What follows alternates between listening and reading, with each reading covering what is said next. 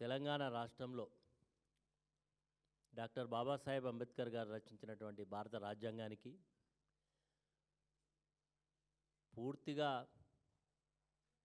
అవహేళన జరుగుతుందనేటువంటి భావన తెలంగాణ సమాజం ఈరోజు రాష్ట్ర ప్రభుత్వం వివరిస్తున్న తీరును బట్టి అర్థమవుతా ఉన్నది. ప్రజాస్వామ్యంలో ప్రజలిచ్చినటువంటి ఓట్ల ద్వారా గెలుపులు ఓటములు నిర్ణయించడం అనేది జరుగుతుంది. ప్రజలు వీళ్ళకు పూర్తిగా మెజార్టీ లేకున్నా మెజార్టీ వేరే వర్గాలకు ఇచ్చినా ఎట్లయినా మేమే గెలుస్తామనేటువంటి ఒక దురహంకారంతో ఈ ఎన్నికల్లో గెలవాలని ప్రయత్నాలు చేశారు. దాదాపు చాలా దగ్గర హంగు వచ్చేటువంటి దిశలో ఉన్న ఒక సీటు గెలిచిన వాడు కూడా చైర్మన్ కావాలనేటువంటి కకృతి, మెజార్టీ లేకుండా గెలవాలనేటువంటి తాపత్రయం. ఈరోజు నిన్న మా పార్టీకి సంబంధించినటువంటి సీనియర్ నాయకుడు బాల్క సుమన్ను అరెస్ట్ చేసి జైలుకు పంపించేటువంటి సందర్భంలో ప్రజలు అలా చాలా క్లియర్ మ్యాండేట్ ఇచ్చారు. భారత రాష్ట్ర సమితికి పూర్తిగా ప్రజల మద్దతున్న, అక్కడ బలం లేకపోయినా అక్కడ ఉండేటువంటి మంత్రి వివేక్ కానీ ఆయన కుమారుడు ఇద్దరు కూడా సంఖ్యాబలం లేకపోయినా అధికారులను బ్లాక్మెయిల్ చేసి 2 పర్యాయాలు వాయిదా వేయడం చూస్తూ ఉన్నాం. అంటే దీన్ని బట్టి అర్థమైంది ప్రజాస్వామ్యాన్ని పూర్తిగా అవహేళన చేసేటువంటి పద్ధతుల్లో ఈరోజు వ్యవహరిస్తున్నటువంటి పద్ధతి. మొత్తం కూడా రాజ్యాంగం అంటే రేవంత్ రెడ్డి రాజ్యాంగమే ఇక్కడ నడవాలనేటువంటి ఒక కుట్ర మనలో భాగమే నిన్న మా నాయకుడిని బాల్క సుమన్ అరెస్ట్ చేయడం.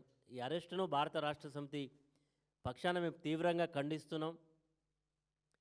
గతంలో చిలక పలుకులు పలికిన్లు కొంతమంది మరి రాష్ట్రంలో ఉండేటువంటి మేధావులు మరి ఇంత నిస్సిగ్గుగా ప్రజాస్వామ్యాన్ని కూని చేస్తూ ఉంటే మరి అలాంటి వ్యక్తులు ఎక్కడున్నారో మరి ఏం మాట్లాడుతున్నారో వారిని కూడా నేను ఈరోజు ప్రశ్నిస్తూ ఉన్నా. ఈరోజు ఇంత నిస్సిగ్గుగా ఎందుకు చేయాలి, ఎందుకు ఇంత ముఖ్యమంత్రి ఆదేశాలు ఏ రకంగానైనా చేసి గెలిచిరండి, ఎట్లనైనా చేసి గెలిచిరండి అనేటువంటి హుకుంతోటే మంత్రులు కానీ శాసనసభ్యులు కానీ ఇంత నిస్సిగ్గుగా వ్యవహరిస్తున్నట్టుగా కనబడుతూ ఉన్నది.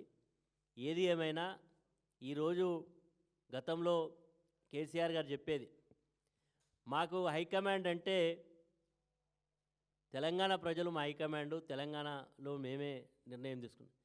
ఈరోజు నాకు చాలా విచిత్రమైనటువంటి పరిస్థితి ఏంటంటే మొత్తం రాష్ట్ర క్యాబినెట్ అంతా కూడా ఢిల్లీ పోయి కూర్చున్నది. అక్కడ ముఖ్యమంత్రి నాకు తెలిసి ఇప్పటికే ఒక 65-66 సార్లు పోయినట్టున్నాడు.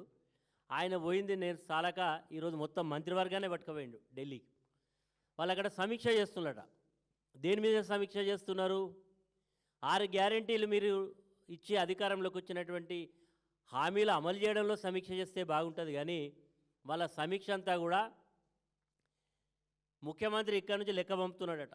ఆ లెక్క సరిపోతలేదు, మరి దానికి వ్యవహారం ఏంది? రేపు కేరళ ఎలక్షన్ ఉన్నది, లేకపోతే అస్సాంలో ఎలక్షన్లు ఉన్నాయి, రేపు ఆ ఎలక్షన్లు ఉన్నాయి, మరి లెక్క చక్కగా రావాలి. ముఖ్యమంత్రి చెప్పిండట నా మాట ఎవరింటలేరు, నా లెక్క కలుస్తలేదు, మీరే మాట్లాడాలంటే వీళ్ళందరినీ కూడా అక్కడ తీసుకుపోయి ఈరోజు లెక్కల యొక్క లావాదేవీలు తీసుకురావడానికే పిలిచినట్టుగా ఉన్నది తప్ప నిజంగా వీళ్ళకి చిత్తశుద్ధి ఉంటే ఇప్పటికే రైతు బంధు పడతలేదు. 2 పర్యాయాలు ఇదివరకు రైతు బంధు పడలే. ఈ రైతు బంధు కూడా పడడానికి రైతులు రోజు లీకులు ఇస్తూ ఉన్నారు. రైతు బంధు రేపు పడుతుంది, ఎల్లుండి పడుతుంది, ఎప్పుడు పడుతుంది? యాసంగి కోతలైనగా పడుతుంది రైతు బంధు. అంటే ఈరోజు ఈ ప్రభుత్వానికి మనసు లేదు. కేసీఆర్ గారు ఏది చేసినా మనసుతోటి చేసిండు.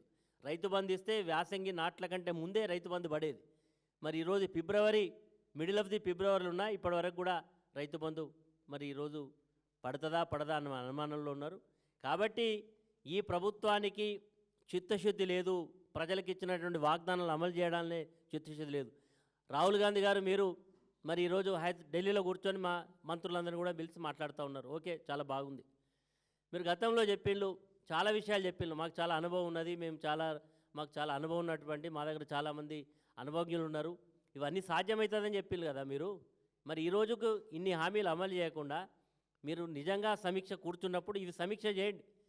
రైతు బంధు మీద సమీక్ష చేయండి, మహాలక్ష్మి పథకం కింద మహిళలకు ఇస్తాను 2500 మీద సమీక్ష చేయండి, వృద్ధులకు ఇస్తాను 2000 పెన్షన్ 4000 మీద, వికలాంగులకు ఇస్తున్నటువంటి పెన్షన్ 4000 6000 మీద, విద్యార్థులకు సంబంధించినటువంటి మరి 5 లక్షల గ్యారంటీ కార్డు మీద, మరి అదేవిధంగా ఈరోజు తులం బంగారం మీద ఇవన్నీ రివ్యూ చేస్తే బాగుంటుంది. వీటిని విడిచిపెట్టి మీ లెక్క కొరకు మీకుండేటువంటి డిమాండ్స్ను దృష్టిలో పెట్టుకొని తెలంగాణ పౌరుల యొక్క ఆత్మగౌరవాన్ని ఢిల్లీలో ఇప్పటికి మీరు పిలవడం అంటే ఆత్మగౌరవాన్ని మంటగలిపినట్టుగానే అవుతుంది.